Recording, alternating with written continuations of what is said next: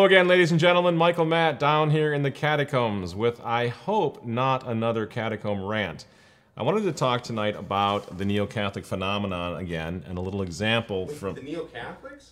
Yeah, it's going to be a rant. Yes, Rob, I know, but I'm not going to let it be a rant. Now, Neo-Catholics, as you know, I know you love when I get into this, but you know, for the folks back home, we have to tell what Neo-Catholics are. Neo-Catholics are the conservatives. There's a vast majority in the middle. They're not Nancy Pelosi and Biden and all the radical nutballs, right? They are the middle folks, the conservatives, who over the past 50 years have played the role of enablers for the far left, for the progressives. They don't realize that, they don't admit it, but it's true. When it comes to the new mass, for example, they said, hey, you know what? When the new mass came in, hey, that's a good idea. Let's just get rid of the whole Roman rite. Let's just bulldoze the sanctuaries, knock those statues out. Let's take those communion rails out. Let's cram this table up there in front of the high altar. What a good idea. These guys, you know what I'm talking about. Beer, you know? Exactly. Communion in the hand, sure. Altar girls, why didn't I think of that? It just goes right down the line. Everything that came along, the Neo-Catholics eventually, even if they opposed it to begin with, eventually they went for it. So my question to you, Rob, and to the folks is, what's it going to take? What is it going to take for the Neo-Catholics to finally say, enough's enough? We get the Synod coming up in October in Rome, in which the potential, at least, is for divorced and remarried Catholics several times over now to start receiving the sacraments. The Catholic Church at this moment is poised to sort of give up on the prohibition of divorce. Now, I'm not saying it's going to happen. We could have another Humanae Vitae moment, right? That's possible. But the point is, at this point, I don't have any confidence in the Neo-Catholics resisting anything. They'll just go along with whatever comes along. And now, here's my point. Here's the beginning of my little rant. It has to do with Common Core. Wait, whoa. I thought you weren't going to do a rant. Well, I'm not going to rant, really rant. I'm just going to sort of comment on something, and if you think that it's worth ranting, a low-key rant, exactly. Common Core, okay? The state standard initiative, which everyone from Glenn Beck to various Protestant pro-life, pro-family groups have been up in arms over, rightfully so, because it is the federal government's new national curricula to standardize everything from math to social studies to history, and those social issues include gay marriage and abortion and contraception and everything else. Old Uncle Obama is going to tell us how to deal with that, and I'm afraid it's even going to affect homeschoolers down the line. It actually really truly is a federal top-down takeover of state and local education systems, okay? That's Common Core. Now, you would think the Neo-Catholics would be up in arms over Common Core, and to some extent I'm sure they are, but again, they're drawing an interesting distinction. So we have here from Catholic Answers a question from a grandmother who talks about the fact that she put her grandchildren are going to a Catholic school that now teaches Common Core. And she says, I met with the bishop, the principal, the school counselor. They have no intention of stopping Common Core curriculum. We found a school teaching the old Baltimore Catechism, however, offering the Tridentine Mass and solid traditional Catholic books. The diocese reports this school, however, is run by the Society of St. Pius X. So she's asking Catholic Answers what she should do. Should she go with Common Core or the Society of St. Pius X school? Answer now from something called Michelle Arnold of Catholic Answers, and I'll just quote it and read it. That way I won't rant. She says, Catholic Answers says, do you really think that your grandchildren can be educated in the Society of St. Pius X school and not have any of the attitudes of the Society of St. Pius X towards the church rub off on them or on you? I'd say you already have a problematic view of the society springing up in you if you can say that you find them to be rock solid, simply because they hang pictures of the popes on the walls and include the reigning pope in their prayers. Not only that, but I don't doubt that for a second that your grandchildren will be required to go to Mass at the Society School and perhaps also required to confess and receive communion there.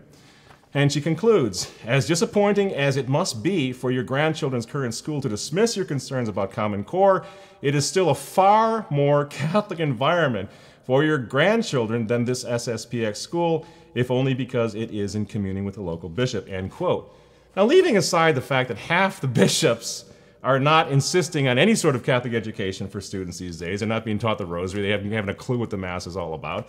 Leaving that aside for a moment, one would think that whatever your position is on the Society of St. Pius X, and as you know, I don't attend Society of Pius X Masses, but I would think that if we were talking about Protestants, Montessori school, Lutheran schools, whatever, what the old martyrs would have called the schools run by the heretics, that Catholic Answers would not have this response. And I don't quite understand what they're talking about. That you would see students being taught the Catholic faith, whole and entire, by Catholic nuns and Catholic priests in a school run by an order of priests that right now is negotiating with the Vatican, still trying eventually to regularize their canonical status, would not be a threat, as much of a threat to the neo-Catholic establishment as President Obama's Common Core program. Am I right? Well, wait, so you're saying Obama's not Catholic? Obama is not exactly a daily communicant. No, not quite. Maybe a deathbed convert, we don't know for sure. But yeah, so this just strikes me as really incongruous. I don't understand. I could see where they would say, be careful, make sure your student doesn't go to the mass taught, that's offered by the Society of St. Pius X. But yes, it's better than far left radical brainwashing. I would think that might be the Catholic Answer response, but it isn't. And instead, Catholic Answer spends a lot of time attacking not only Society of St. Pius X, but us, radical traditionalists. Oh, we have no problem with those Latin Mass-loving Catholics. They're super. We just can't stand the rad trads, whatever that is. Rad trads, they must be anti-Semitic. Of course, they're evil and horrible and vicious and dangerous. Now, why would they use words like that? One of these guys, I'm not going to name him, but one of these guys recently came out in 2 different neo-Catholic blogs and websites and a newspaper and called all of us jihadist traditionalists. Why would you use words like that in the present climate? Why in the world would you risk? I wouldn't call you or anybody, I wouldn't call, well, certainly not you, but my worst enemies, radical jihadists at this point, given the fact that the present climate is pretty unforgiving for that sort of thing. Anti-Semites, why would you say that about someone unless you really want them to be harmed? Unless you want your co-religionists, your fellow Catholics, to end up getting arrested, maybe the state coming in and taking the children away from homeschooling jihadist traditionalists. Why do they take these chances? I'm trying not to rant. You're doing all right. I'm trying to keep it calm, but it drives me crazy. Don't they? And again, this website, this article, the jihadist traditionalist, I did an Alexa search on it. I think it's 5 millionth in the world. Whoop-de-doo. I'm not worried about the remnant being attacked by that for that reason. I am worried about the neo-Catholic establishment seeing a guy like this, a person like this, neo-Catholic bloggers like this, and saying, well, I guess to be a true conservative, you must hate radical traditionalists. You must call them all anti-Semites. Not unlike, some people at Fox News when they sort of changed their position on gay marriage, the vast majority of Americans begin to think, well, the conservative position now is not against gay marriage. That sort of thing is happening in the Catholic Church. And the reason that I find that very problematic is because, as we all know, the Catholic Church right now, the noose is tightening around the throat, around the necks of the Catholic world, especially in America. You have, the American Bishops' Conference so trying to protect their religious liberty that they have these things called the Fortnights of Freedom and so forth. They're doing anything. They're appealing to their jailers, looking for furlough, looking for better meals or whatever, because they're so terrified by what's happening. So my thought would be, neo-Catholics, traditional Catholics, conservative Catholics need to find a way of coming together, and I'm a little confused why the neo-Catholics are polarizing and blowing everything apart all the time. Why don't they see the need for this? I don't agree with St. Vacantus, for example. I think that their arguments fall way short in saying that Pope Francis is not the Pope. I wouldn't call them jihadists or anti-Semites or whatever, just to try to win that point. So one gets the impression that really what they're upset about is the traditionalists are holding the line on things. They're standing up for something that the neo-Catholics have refused to stand up on because again and again and again, they've sold out, they've given in, they've carried water for the left, and that's why they resent us. It's not the canonical standing or lack thereof of the Society of St. Pius that bothers them, it's the hardcore traditionalism, the resistance against the revolution that drives them up a wall. That's what I'm thinking. And now we have examples in the press right now. For example, the Catholic Diocese of Baton Rouge has issued a statement decrying a decision by the Louisiana Supreme Court that would compel local priests to testify in court about confessions they may have received. So you can see every day something else happens where you see the state infringing upon the rights of the church. Catholic Answers all about behind that? Well, I don't know what Catholic Answer. I'm sure they're going to be opposed to this, but exactly. This is what bothers me. The neo-Catholics are the ones that said things like, communion in the hand? Perfect. Why not? Why didn't we think of that? Confession. Let's knock those confessional boxes out. We did a show down here one time about confession, remember?